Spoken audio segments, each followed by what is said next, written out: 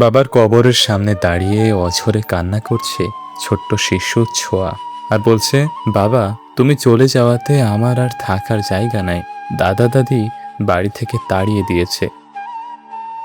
যে বয়সে বাবার হাত ধরে স্কুলে যাওয়ার কথা, সেই বয়সে ছোঁয়া আজ লড়ছে নিজের আর তার দুধের শিশুর মতো ছোট ভাইয়ের অধিকার আদায়ের সংগ্রামে। ছেলে মারা যাওয়ার পর স্ত্রী সন্তানদের দাদা দাদি মেনে নিতে চাইছেন না। শুধু তাই নয়, সম্পত্তির লোভে তারা নিজের ছেলের চিকিৎসাও করায়নি।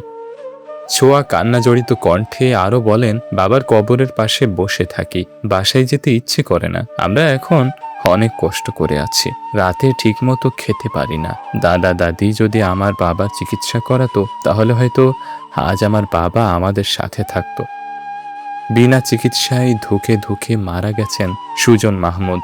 অভিযোগ আছে, সহায় সম্পত্তি হারানোর ভয়ে অসুস্থ ছেলের যথাযথ চিকিৎসা করাননি তার বাবা মা। আর বাবা মারা যাওয়ার পরপরই দুই এতিম শিশুকে নিয়ে মা সোনিয়া আক্তার আজ পথে পথে ঘুরছেন।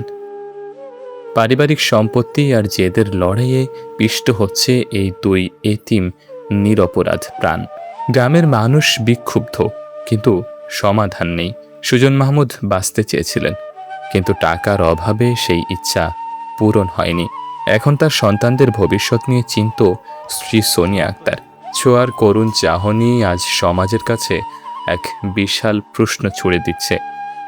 যে বাবা ছিল বটবৃক্ষ, সেই ছায়া আজ নেই।